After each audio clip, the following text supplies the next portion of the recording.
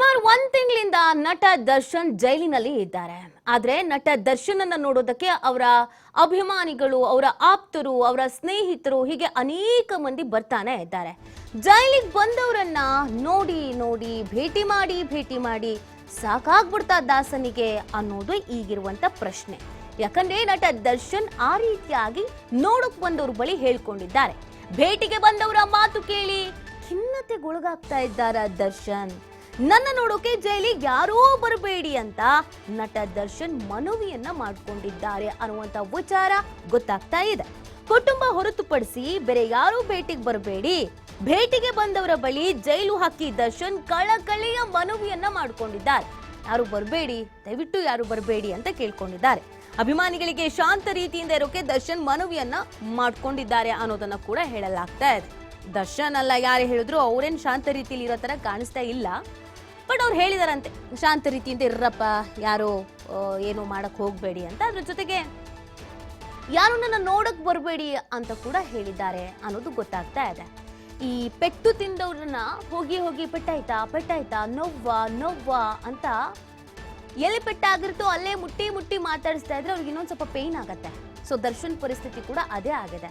ಬುದ್ಧಿ ಹೇಳೋಕ್ ಹೋದವರು, ಸಾಂತ್ವನ ಹೇಳೋಕ್ ಹೋದವರು, ಮುಖ ತೋರಿಸ್ಬರೋಣ ಅಂತ ಹೋದವರು, ಮಾತಾಡ್ಸ್ಕೊಂಡ್ ಬರೋಣ ಅಂತ ಹೋದವ್ರು ಎಲ್ರು ಹಿಂಗಾಗ್ಬಾರ್ದಿತ್ತು, ಹಿಂಗ್ ನೋಡಿ ಬೇಜಾರಾಗ್ತಿದೆ, ಈ ತರ ಎಲ್ಲ ಹೇಳಿ ಅವ್ರ ಮನಸ್ಸಿಗೆ ಘಾಸಿ ಆಗ್ತಾ ಇದೆಯಂತೆ. ಖಿನ್ನತೆಗೊಳಗಾಗ್ಬಿಟ್ಟಿದ್ದಾರಂತೆ ಇದರಿಂದ ದರ್ಶನ್. ಹಾಗಾಗಿ ದಯವಿಟ್ಟು ಯಾರು ಬರೋಕೆ ಹೋಗ್ಬೇಡಿ ಅಂತ ಮನವಿಯನ್ನ ಮಾಡ್ಕೊಂಡಿದ್ದಾರೆ.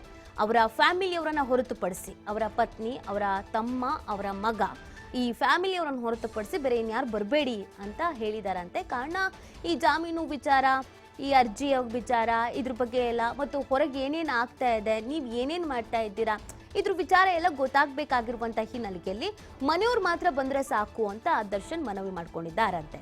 ಸೊ ಹಾಗಾಗಿ ಸದ್ಯಕ್ಕೆ ಯಾರಾದ್ರೂ ಹೋಗೋ ಪ್ಲಾನ್ ಮಾಡ್ಕೊಂಡಿದ್ರೆ ಹೋಗದೆ ಇರೋದು ಬೆಟರ್. ಯಾಕಂದ್ರೆ ನಿಮ್ಮ ಬಾಸೇ ಹೇಳ್ಬಿಟ್ಟಿದ್ದಾರೆ ಯಾರು ಬರಬೇಡಿ ಸದ್ಯಕ್ಕೆ ಅಂತ. ಅದ್ರ ಜೊತೆಗೆ ಅವರ ಅಭಿಮಾನಿಗಳಿಗೊಂದು ಮನವಿನೂ ಮಾಡ್ಕೊಂಡಿದ್ದಾರೆ, ಸ್ವಲ್ಪ ಶಾಂತ ರೀತಿಯಿಂದ ಇರಿ ಅಂತ ಮನವಿಯನ್ನ ಮಾಡ್ಕೊಂಡಿದ್ದಾರೆ ಅನ್ನೋದು ಗೊತ್ತಾಗ್ತಾ ಇದೆ. ಭೇಟಿಗೆ ಬಂದವರನ್ನ ನೋಡಿ ದರ್ಶನ್ಗೆ ಸಾಕಾಗ್ಬಿಡ್ತಾ ಅನ್ನುವಂಥ ಒಂದು ಪ್ರಶ್ನೆ ಈಗ ಹುಟ್ಕೊಳ್ತಾ ಇದೆ. ಯಾಕಂದ್ರೆ ದರ್ಶನ್ 1 ತಿಂಗಳಿಂದ ಜೈಲಲ್ಲಿದ್ದಾರೆ. ಸೊ ಜೈಲಲ್ಲಿರುವಂತಹ ದರ್ಶನ್ ನನ್ನ ನೋಡೋದಕ್ಕೆ ಅನೇಕ ಮಂದಿ ಹೋಗ್ತಾ ಇದ್ದಾರೆ.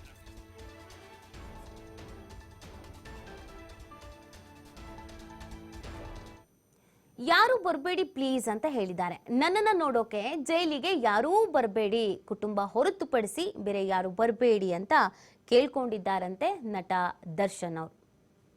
ಜೈಲಲ್ಲಿ ನನ್ನನ್ನು ನೋಡಿ ನಿಮಗೂ ಕೂಡ ಬೇಸರ ಆಗತ್ತೆ ಅಂತ ಹೇಳಿದ್ದಾರಂತೆ.